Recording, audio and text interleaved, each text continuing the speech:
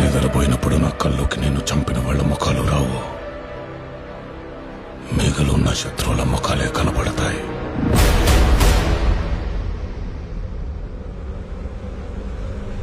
పొరపాటున కూడా నా కళ్ళుకి రావద్దు.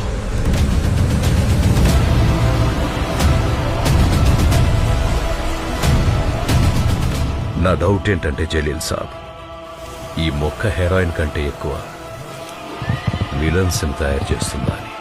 ఈ కథలో అందరూ విలన్లే ఉన్నారు.